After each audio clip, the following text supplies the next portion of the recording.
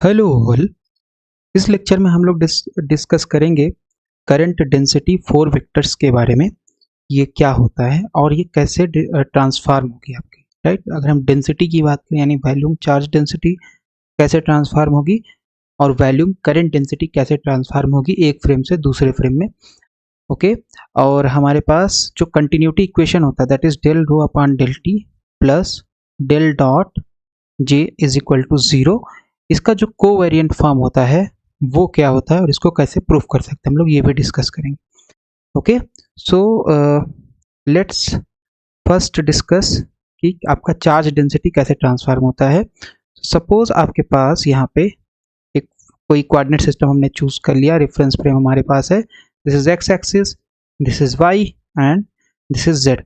और मान लेते हैं हमारे पास यहाँ पे हमारे पास कोई एक चार्ज डिस्ट्रीब्यूशन है जो कि v वेलोसिटी से लेट्स से x डायरेक्शन में मूव कर रहा है।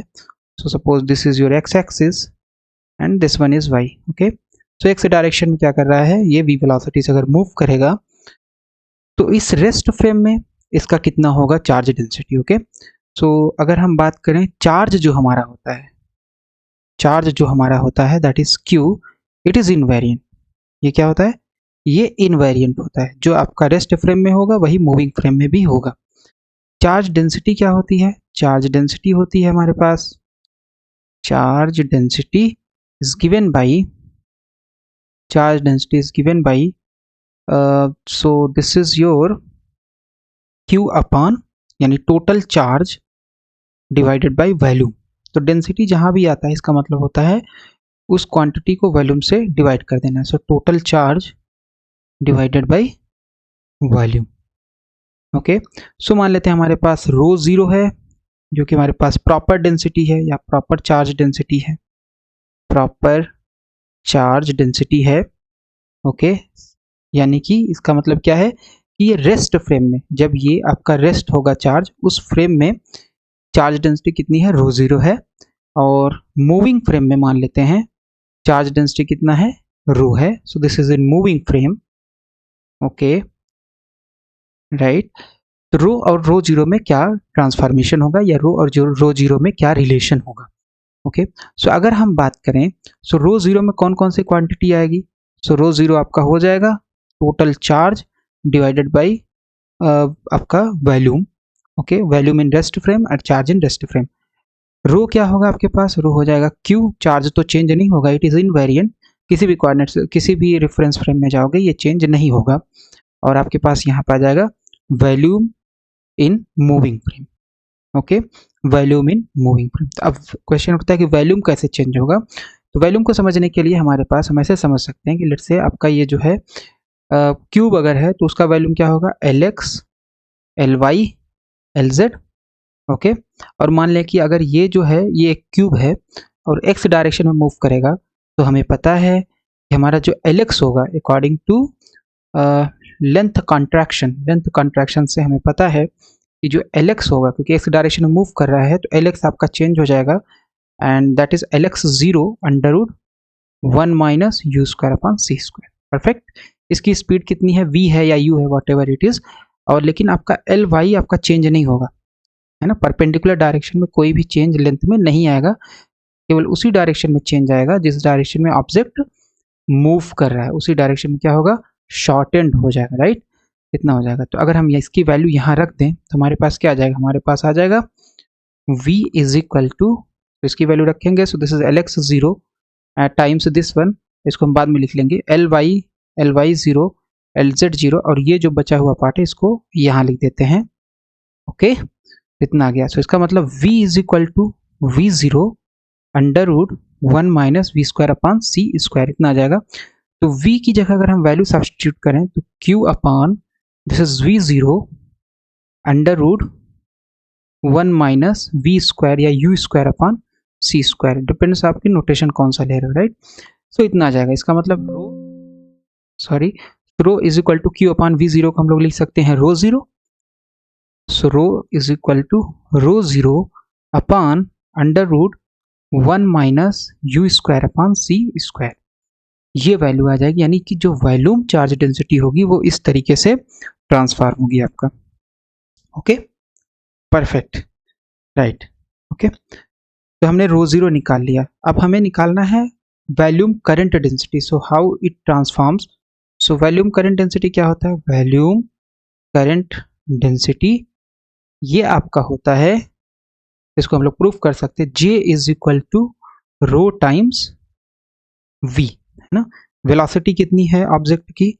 वेलोसिटी आपने V माना है कि U माना है? सो लेट्स से हमने U लिखा है यहाँ पे, है ना, तो U ही लेके चलते हैं। So this is U, okay. So rho U, right, rho U। And what is rho? Rho is nothing but it is rho zero under root 1 minus you square upon C square हो जाएगा, और ये हो जाएगा U, okay. तो हमने निकाल लिया कि हमारा J कैसे ट्रांसफॉर्म हो रहा है और रो कैसे ट्रांसफॉर्म हो। तो रो हम आपका हो जाएगा मूविंग में, that is rho zero upon 1 minus you square upon C square, और J जो हो जाएगा वो हो जाएगा आपके पास rho zero U upon under root 1 minus you square upon C square. That's fine, okay. So ये आपका पूरा 1 माइनस ये पूरा अलग है, सो इसको ऐसे लिख लेते हैं, ओके, राइट, ओके, इतना आ जाएगा। तो अगर हम एक क्वांटिटी डिफाइन करें, अगर हम क्या करें, एक क्वांटिटी डिफाइन करें and that quantity is let's say J mu, जिसको हम डिफाइन करें रो जीरो ईटा म्यू, तो इसकी वैल्यू कितनी आ जाएगी? Rho zero and what is eta mu? Eta mu is nothing but eta mu is your four velocity. And what is four velocity? Four velocity आपका होता है c upon under root 1 minus you square upon C square, and there is special component which we can write u upon under root 1 minus you square upon C square, है ना। So 1 minus you square upon C square अलग से है, okay. सो इतना आ जाएगा। तो इसका मतलब है अगर हम रो जीरो रखें यहाँ पे तो ये आ जाएगा आपके पास J mu is nothing but, so this is rho zero c, है ना, रो जीरो ईटा म्यू है। तो अब ईटा म्यू का एक टेम्पोरल कंपोनेंट होगा और 3 स्पेशल कंपोनेंट होगा, इसमें 3 कंपोनेंट है, ओके। तो इतना हो जाएगा और आपके पास आ जाएगा 1 minus you square upon C square, perfect, and that is rho U under root 1 minus you square upon C square. ये जस्ट एक लिखने का नोटेशन है। तो इसका मतलब हमारे पास जे म्यू जो आ जाएगा वो आ जाएगा, so what is this is rho zero C under 1 minus you square upon C square. इसकी जगह हम लोग रख सकते हैं रू, सॉरी रो, ओके। सो रख सकते हैं rho and this is C and this is rho times u, okay, rho c times rho u. And what is rho u? Rho u is nothing but, so this is rho c and rho u is nothing but that is j. तो इसका मतलब है ये जो है charge density और volume current density, volume charge density और volume current density, ये बेसिकली क्या है, एक 4 वेक्टर जो कि जेम्यू होता है उसके कंपोनेंट है। 4 वेक्टर जो जेम्यू है उसके क्या है, कंपोनेंट है। इसका मतलब हम लोग लिख सकते हैं J mu is equal to, so this is rho c times vector J, और वेक्टर जे का मतलब क्या है, इसका एक्सप्लिसिट मतलब J x J y and J z, right, okay. हमारे पास हमने बोला था कि कोवेरिएंट फॉर्म भी हम डिराइव करेंगे कंटिन्यूटी इक्वेशन का। सो कंटिन्यूटी इक्वेशन क्या बताता है बेसिकली कि आपका जो चार्ज होता है वो कंजर्व होता है। तो कंटिन्यूटी इक्वेशन आपका जो आएगा वो आ जाएगा del rho upon del T plus del dot J is equal to 0, right. This is continuity equation. तो अगर हम c से ऊपर नीचे मल्टीप्लाई कर देंगे तो क्या आ जाएगा, so let's multiply here, so del rho c हो जाएगा ये, क्योंकि c अंदर जा सकता है, अच्छा ओके, एक बार और कर देते हैं इसे। So let's multiply here, so this is del rho upon c dt, c del t, and this is del dot j is equal to 0, that's fine। और इसको हम लोग लिख सकते हैं, c अंदर जा सकता है, इसको हम लोग लिख सकते हैं डेल रो सी, क्योंकि c तो कांस्टेंट है, और इसको लिख सकते हैं डेल सी टी, और ये हो गया। इसका क्या मतलब है, इसका मतलब है कि यह है del upon del X sorry del dot J. अच्छा, इसको भी हम लोग पूरा ओपन कर लेते हैं, तो ये हमारे पास आ जाएगा i cap del upon del x plus j cap del upon del y plus k cap del upon del z dot what is J. J का मतलब है कि J x i cap, J y j cap and J z k cap, perfect. Now is equal to 0, that's fine. और इसको del rho c upon del t, इसको हम क्या लिख सकते हैं, इसको हम लिख सकते हैं 4 वेक्टर के टर्म में J0 component, so this is nothing but J0 component, J1 component, J2 component and J3 component. इसको हम लोग लिख सकते हैं del J0, so this is rho C, that means J0, and what is CT? CT is nothing but del x0, perfect, and this is del upon del x, del upon del x, dot product लेंगे तो ये क्या हो जाएगा, just del upon del x jx, del upon, similarly ये इसके साथ dot product ही केवल देगा, that is del upon del y jy, and del upon del z jz is equal to 0। सो अब Jx की जगह हम लोग रख सकते हैं J1, इसकी जगह J2, इसकी जगह J3। तो इसको हम लोग लिखें अगर, so this is del J0 upon del x0 and del J1 upon del x upper 1 plus del J2 upon del x upper 2 del J3 upon del x upper 3 is equal to 0। या इसको अगर हम summation के form में लिखें तो कैसे लिख सकते हैं, let's write mu running from 0 to 3 and this is del J mu upon del x mu is equal to 0।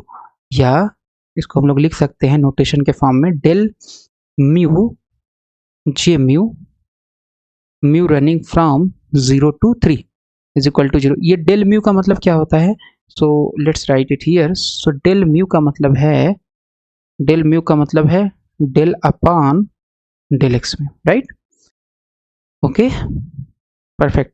और ये अगर आप ध्यान से देखो तो एक लोअर इंडेक्स है, एक अपर इंडेक्स है, और उसके ऊपर सम हो रहा है। तो आइंस्टीन समेशन अगर हम लोग यूज करें, Einstein summation convention, summation convention अगर हम उसको यूज करें तो बेसिकली क्या बोलता है कि अगर आपके पास एक लोअर इंडेक्स, एक अपर इंडेक्स है, सेम इंडेक्स अगर आपके पास है तो उसमें आपको समेशन लिखने की जरूरत नहीं है, वो ऑलरेडी एज्यूम्ड है कि वहां पे सम हो रहा है। तो इसका मतलब ये हो जाएगा del mu J mu is equal to 0।